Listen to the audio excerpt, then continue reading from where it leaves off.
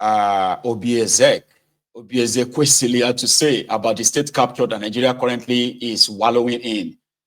Maybe you should watch this too.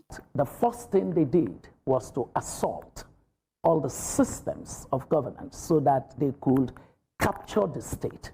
So we're in a state capture situation. The politicians are the criminal enterprise gang. Politicians. We need to admit it. Are they part of a specific political party? No, they look, I've said it. All you need to do is to take a Nigerian politician and just with evidence, because you know me, I always say that in God we trust. Every other person must bring data.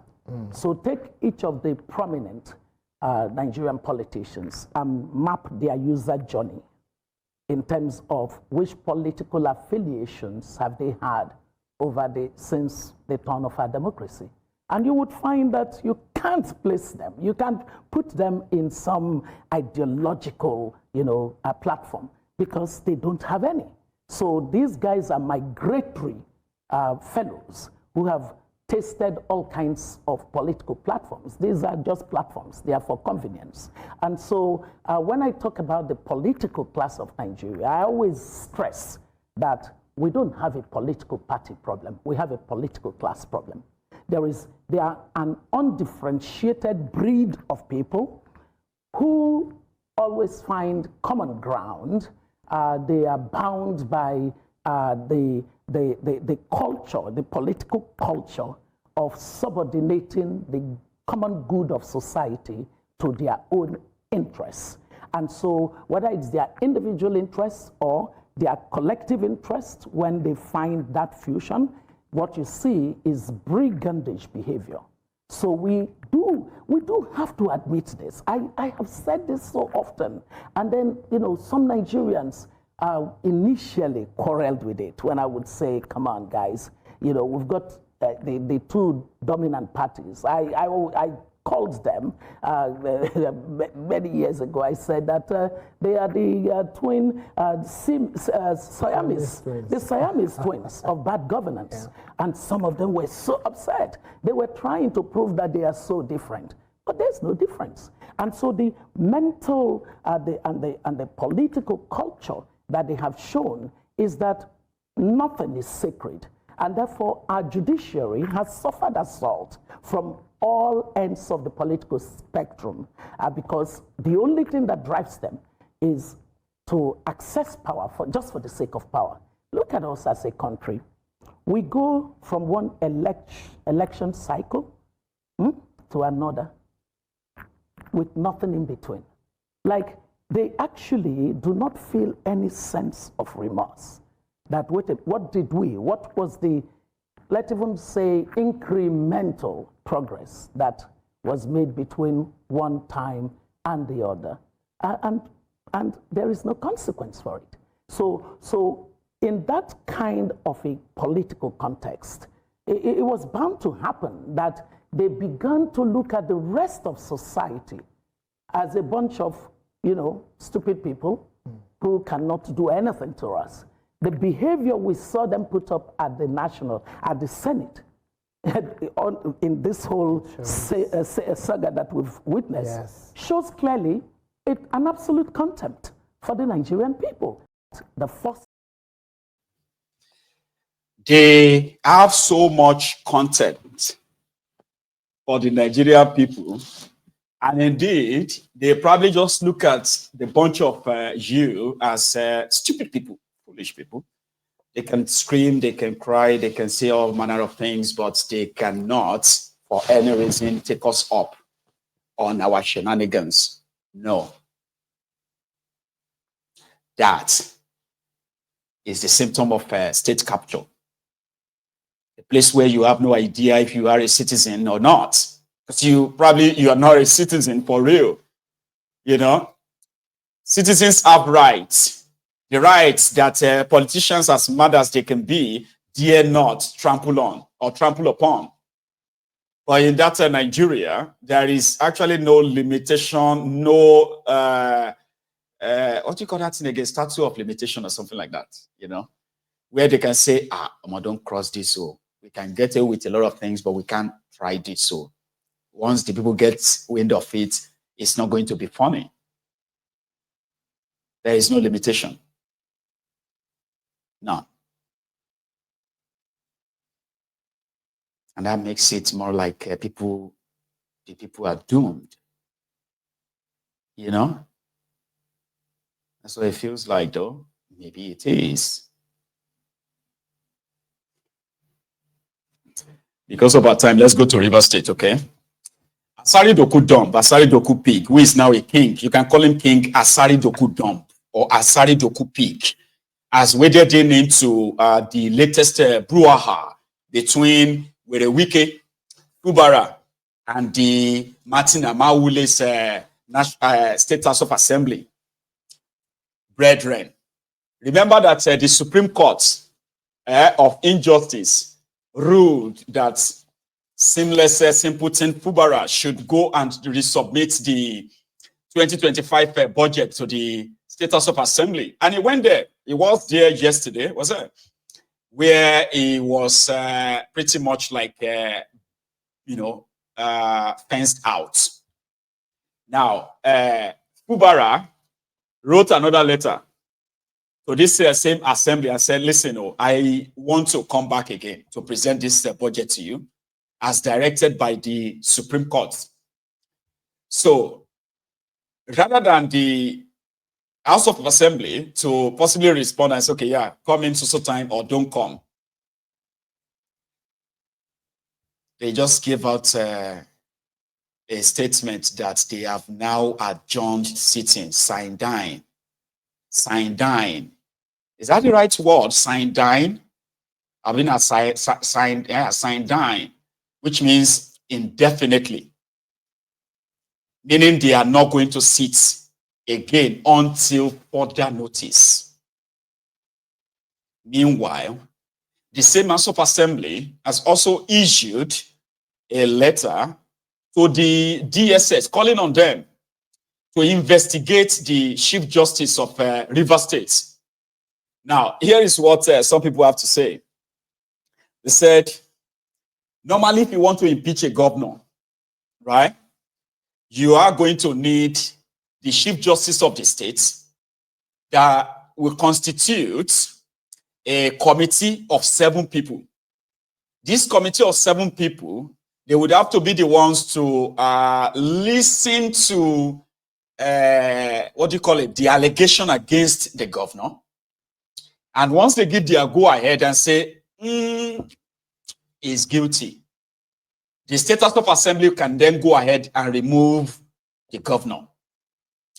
But somehow, the people from Seamless Fubara's camp says that Werewike approached the Chief Justice of River State, promised him some goodies, money, wealth, houses in America, in London, and all that, if he can play ball. But somehow, they said the guy is on the side of Seamless Simpleton Fubara. Now, that is like a game changer. So what they need right now is to get the guy removed. So they said that the Chief Justice of River State forged his birth certificate, meaning he forged his age. And they want the DSS to arrest him for that, so that they can possibly appoint another Chief Justice or something, an acting one or what have you. So to what's his name again? Yeah, to Asari Doku Dump. The only Ijaw man to be governor of River State in 24 years is about to be removed, according to him, by the Igbos. According to the Asari Doku Dump, he said, since 1999, Igbos have been ruling River State.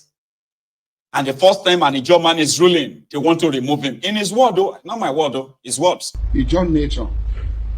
For 24 years, Igbos were ruling River State. 24 full years. Ijaw people carried the power that was in their hand and gave to Igbo people. Yes, that magnanimity. Instead of paying back, saying that, they gave us power. They gave power to Odili. Odili gave to Amechi and Omeya. And that one, they went and brought the Rottweiler that has gone mad. He's suffering from rabies. So with a wiki, according to Asari, is Igbo. Amechi is Igbo. Celestine Omehia, Igbo. Peter Odili, Igbo. And now that Amechi and others, they brought this Rottweiler that is suffering from rabies bite. That is with a wiki. You know?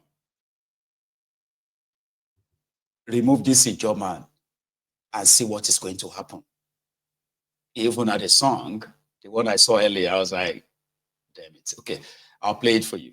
Asari.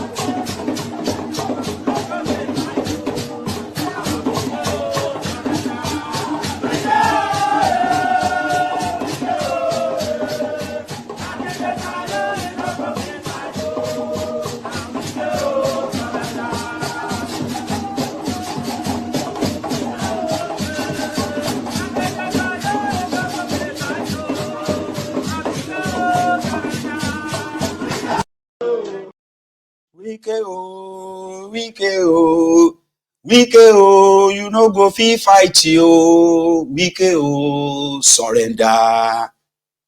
That's what they are singing now. Wike you no go fit fight you. Wike surrender. Surrender to Ubara. You know? On the other hand, a guy that is acclaimed is one of the people that benefited from Wike's largesse to become a lawmaker in Abuja. His own message to Wike on top this insult on the Ijaws, because it is now like Ijaw versus Ikwere, and everybody is throwing every mob that they can throw, mud slinging that they can spread, and right now it is like the Wike's side, they are actually losing. I mean, you know, it keeps swinging and swinging, you know. So the Supreme Court of Injustice judgments has brought so much confusion on how this is to be handled, by the way, all right? Just remember those cases they had in court.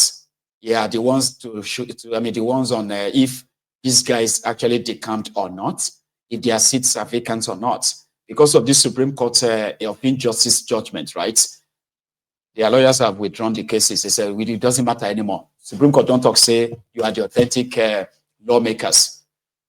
Then why did they have to shut down the assembly? I don't know. It's like it's not going according to plan. So when Wike called out the Ijaws, that they are minority. For the record, the Ijaws, they are the fourth biggest ethnic nationality in Nigeria. Seriously. You have the Hausas, you have the Yorubas, you have the Igbos, then you have the Ijaws. The Ijaws are the majority in what is today's Niger Delta to start with. from Bayelsa to these same rivers, right?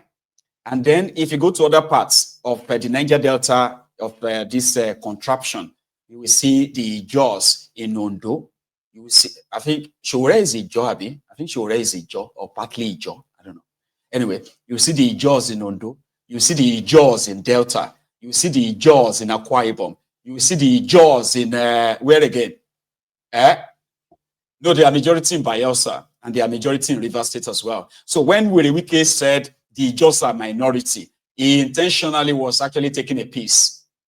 No, he was taking a piece. You know? But here is what that guy feels. For purpose of clarity, let me say this and for record purpose. If Backlack was around yesterday, we know what Backlack would have said.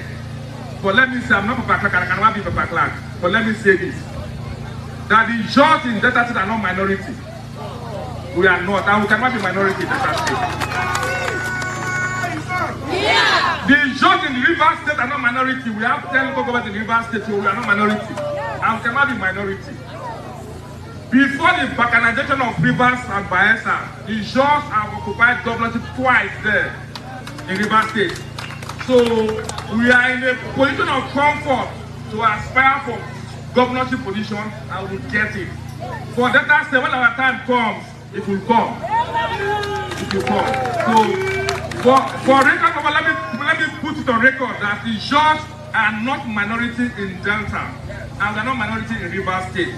That's how we said, I want to thank everybody that have come here today. It's a part of my comment that also good of thanks. We want to thank our brothers from APC, led by the chairman, Sekebia Money, Mieka Do, For times like this, shows that we can still be good people outside politics. Yes. We can still be one outside the PDP and APC and SPT. We can. Today, we have shown that outside the conventional politics, we can come together to celebrate our own. Our family. So, Sekemia Money, your APC people that are here, we thank all of you. Alapi, where's Alapi? We thank you. Alapi, we thank you very much. SDP people that are here, we thank all of you. Labour Party that are here, we thank you. We thank SDP. Then our PDP people, led by the territorial chairman, supported by our PhD, Tam Ojogun, we thank all of you for coming. And we must thank profoundly the man that led the delegation all the way from Warri and Abuja to Takodo. Right Honorable P.Y. Biakpara. To the blessed will thank you, go there, sir.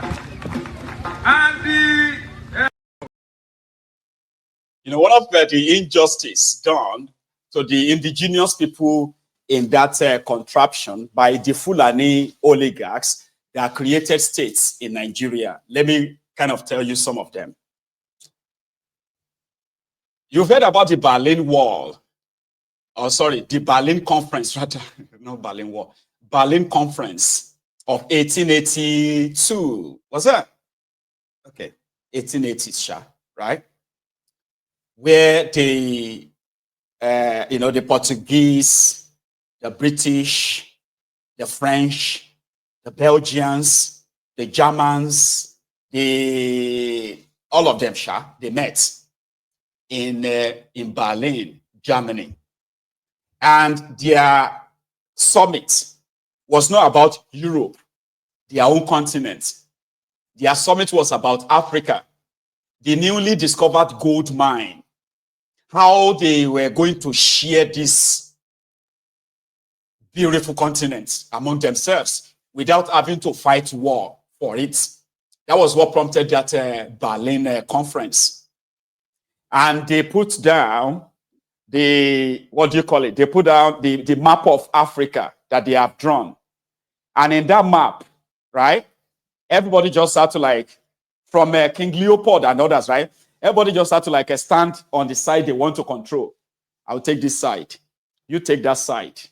Others will take this side. And all of that stuff. So that's how they shared Africa.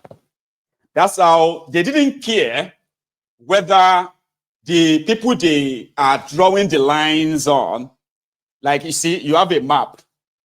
Inside that's your map.